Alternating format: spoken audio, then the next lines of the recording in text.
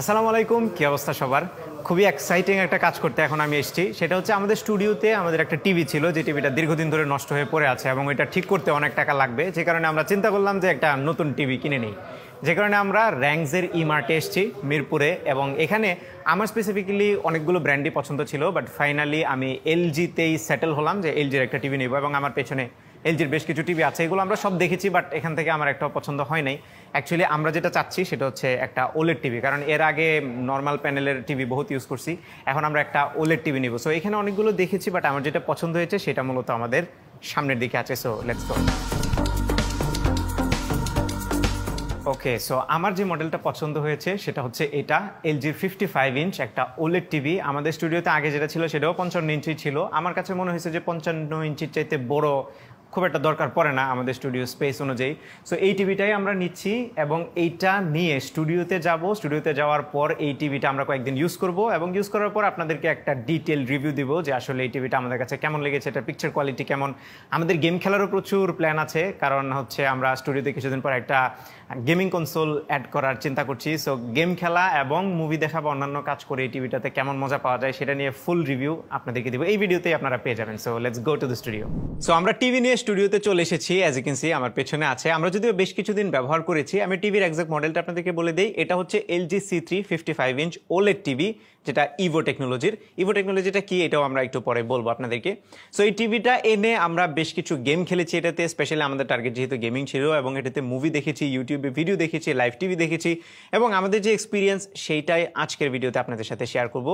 So let's get started with the design. টিভিটা unbox করার পরে আমি প্রথম যে জিনিসটা নোটিস করেছি সেটা হচ্ছে এইটার থিকনেস। খুবই স্লিম একটা টিভি। এমনিতে ওলেড টেকনোলজিতে যেহেতু ব্যাকলাইটের দরকার পড়ে না, মানে ইন্ডিভিজুয়াল পিক্সেল আলাদা আলাদা লাইট থাকে, যে কারণে প্যানেলটাকে অনেক বেশি স্লিম করা পসিবল হয়। এই টিভিটা সাইড থেকে দেখলে মনে হবে খুবই স্লিম একটা টিভি। জাস্ট মাঝখানে একটা বক্সের মতো আছে, যেটার ভিতরে সবগুলো কম্পোনেন্ট রাখা হয়েছে। খুবই হাই কোয়ালিটির প্লাস্টিক দিয়ে তৈরি করা হয়েছে এইটার বডিটা, বাট ফ্রেমটা অ্যালুমিনিয়ামের, এবং এটার যে স্ট্যান্ড আছে সেটাও খুবই স্টার্ডি।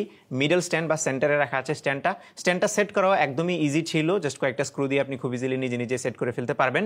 স্ট্যান্ডের সামনের সাইডটা মেটালের, বাট পেছনের সাইডটা হাই কোয়ালিটি প্লাস্টিকের তৈরি, এবং এই টিভিটা টেবিলের উপর খুব স্টেবল ভাবেই বসে, নড়াচড়া একদমই করে না। আপনি চাইলে এটাকে ওয়াল মাউন্টও করতে পারবেন। ওয়াল মাউন্টের সকল অপশন এই টিভিটার পেছনে দেওয়া আছে। পেছনের সাইড নিয়ে যেহেতু কথা বলছি, সো এইটার পোর্টস গুলো নিয়ে একটু কথা বলে নিই। ভালো ব্যাপার হচ্ছে এটাতে টোটাল 4টা HDMI পোর্ট আছে, এবং প্রত্যেকটাই HDMI 2.1 স্ট্যান্ডার্ডের, যার ফলে আপনি এই প্রত্যেকটাতেই যে কোনো ডিভাইস যদি কানেক্ট করেন তাহলে ম্যাক্সিমাম ব্যান্ডউইথ মানে 4K 120 হার্টজ পর্যন্ত এনজয় করতে পারবেন।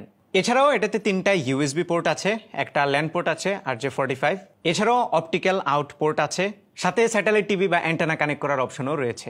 এবার আমরা সামনের দিকে চলে আসি। এই টিভির একটা স্পেশালিটি হচ্ছে খুবই থিন বেজেল এটাতে রয়েছে, যার ফলে 55 ইঞ্চ পুরো রিয়েল এস্টেটটাই আপনি এনজয় করতে পারবেন। যখনই আপনি মুভি কিংবা ভিডিও দেখবেন, দূর থেকে দেখলে মনেই হবে না যে সাইডে কোনো বেজেল আছে। প্যানেল কোয়ালিটি, পারফরমেন্স বা অন্যান্য বিষয়গুলোতে যাওয়ার আগে আমি একটু এই টিভির রিমোট কন্ট্রোলারটা নিয়ে কথা বলতে চাই। এই হচ্ছে রিমোট, যেটাকে এলজি বলছে LG magic remote. Magic remote বলার পেছনে কারণ আছে, তার আগে আমরা একটু এটার ডিজাইনটা দেখি।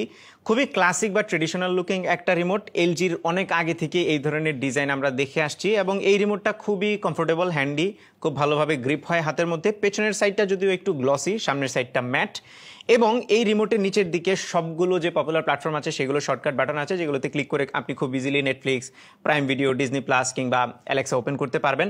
একই সাথে মাঝখানে একটা স্ক্রোলিং হুইল আছে, যেটা আবার একটা বাটন হিসেবেও কাজ করে। উপরের দিকে সব ধরনের নেসেসারি বাটন আছে। একটা মাইক বাটন আছে, যেটাতে প্রেস করে ধরে রেখে আপনি ভয়েস কমেন্টের মাধ্যমে সার্চ করতে পারবেন।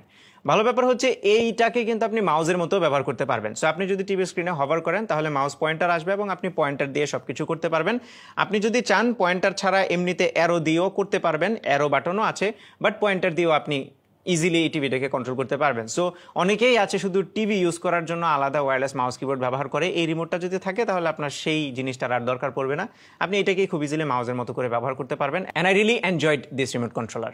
ওকে, এবার আমরা একটু এই টিভির অ্যাকচুয়াল জিনিস, তার মানে এটার প্যানেল কোয়ালিটিতে চলে আসি বা পিকচার কোয়ালিটিতে আসি। সো প্রথমেই ওলেড টিভি, আমার ব্যক্তিগতভাবে ওন করা ফার্স্ট টিভি এটা। অ্যান্ড আই মাস্ট সে, আপনারা যদি কেউ এলসিডি টিভি ইউজ করেন এবং সেখান থেকে যদি ওলেডে আপগ্রেড করেন, তাহলে ডিফারেন্সটা ডে অ্যান্ড নাইট মনে হবে। স্পেশালি আপনারা যদি মুভি দেখেন, মুভিতে যে ডার্ক সিনগুলো থাকে সেখানে আপনারা এলসিডি টিভিতে দেখবেন ডার্ক জায়গাগুলোতে কিছুটা গ্রেইশ একটা টিন্ট থাকে, কিংবা মানে পুরোপুরি ব্ল্যাকটাকে ব্ল্যাক মনে হয় না, যেটা ওলেড টেকনোলজিতে আপনারা জানেন যে ব্ল্যাকগুলোকে পিওর ব্ল্যাক দেখায়, যার ফলে বেটার কন্ট্রাস্ট পাওয়া যায় এবং পিকচারগুলো আরও বেশি লাইভলি লাগে। আমার কাছেও সেম জিনিসটাই মনে হয়েছে। এটাতে মুভি দেখার সময় খুবই ভাইব্রেন্ট ছিল, কালারফুল ছিল এবং কালারগুলো ন্যাচারাল ছিল, একদমই আনন্যাচারাল ছিল না। বেশ কিছু পিকচার প্রোফাইল আছে যেগুলো আপনি আপনার মতো করে কাস্টমাইজ করে নিতে পারেন। আমার কাছে ভিভিডটা বেশ ভালো লেগেছে, বাট এখানে আরও অনেক পিকচার প্রোফাইল আছে, সেগুলো আপনারা সবগুলোই চেক করে নিতে পারেন। পিকচার কোয়ালিটির মামলায় এলজির এই টিভিটার প্যানেল আমার কাছে একদমই ফার্স্ট ক্লাস মনে হয়েছে, উইদাউট এনি ডাউট। তবে পিকচার কোয়ালিটি কিন্তু লার্জলি ডিপেন্ড করে একটা টিভির প্যানেলের ব্রাইটনেসের উপর। এই টিভিটা যথেষ্ট পরিমাণে ব্রাইট ছিল।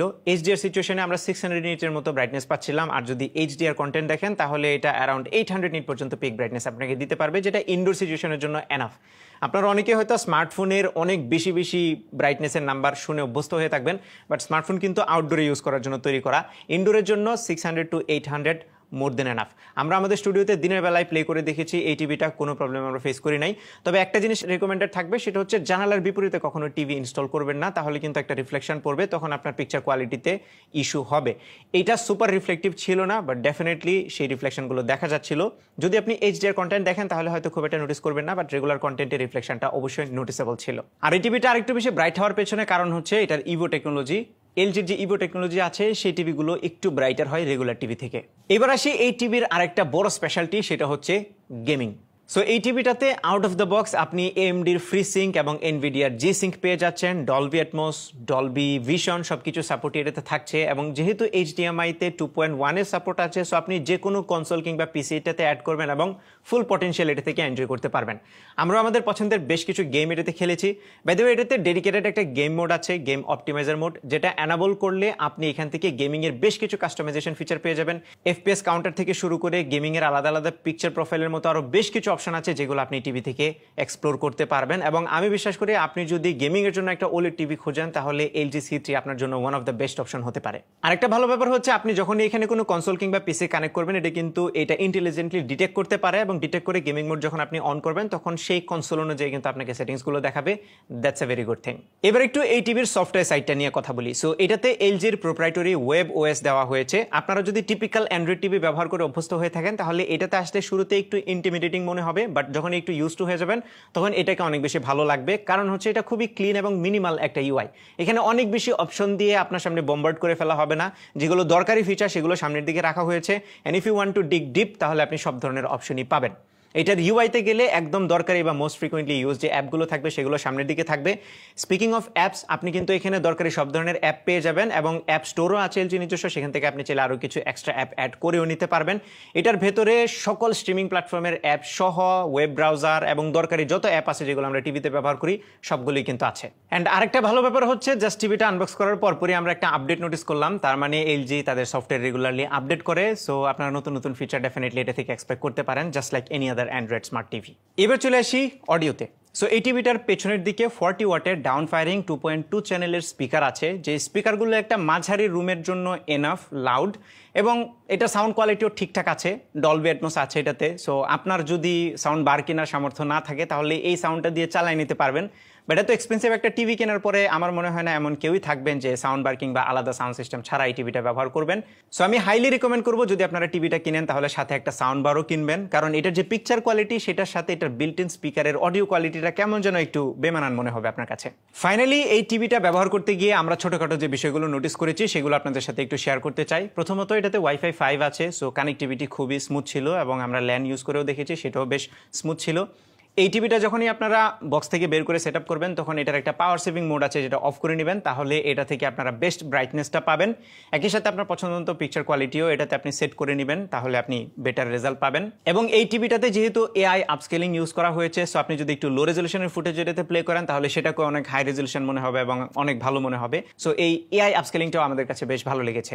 বাই দ্য ওয়ে, এই টিভিটা কিন্তু মাল্টিপল সাইজ ভেরিয়েন্টে পাওয়া যায়। আমাদের হাতে এটার 55 ইঞ্চ ভেরিয়েন্টটা আছে, এটা একদম 42 থেকে শুরু করে 83 ইঞ্চ পর্যন্ত পাওয়া যায়। তবে মনে রাখবেন 42 ইঞ্চের যেটা সেটাতে কিন্তু ফিচার এবং স্পেক একটু কম আছে, সো সেই জিনিসটা মাথায় রেখে কিনবেন। তবে 55 থেকে যদি উপরের দিকে যান তাহলে স্পেসিফিকেশন মোটামুটি সেম। শেষ করার আগে বলে দেই এই টিভিটাতে কিন্তু 2 বছরের ওয়ারেন্টি আছে। এবং ছোট্ট একটা টিপ, টিভি ব্যবহার করার সময় অনেকে আছে শখ করে উপরে যে প্রোটেক্টিভ ফিল্মটা থাকে সেটা লাগাই রাখে।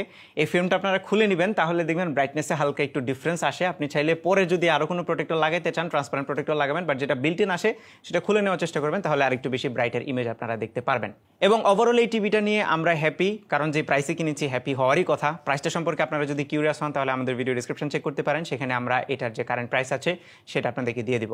এই ছিল আমাদের আজকের ভিডিও। আশা করি ভিডিওটা আপনাদের ভালো লেগেছে। যদি ভালো লেগে থাকে তাহলে ভিডিওতে একটা লাইক দেবেন, কমেন্ট করে জানাবেন কেমন লাগলো। আপনার ফ্রেন্ডদের সাথে শেয়ার করতে একদমই ভুলবেন না। আমাদের পেজে ফলো এবং চ্যানেলে সাবস্ক্রাইব তো মাস্ট।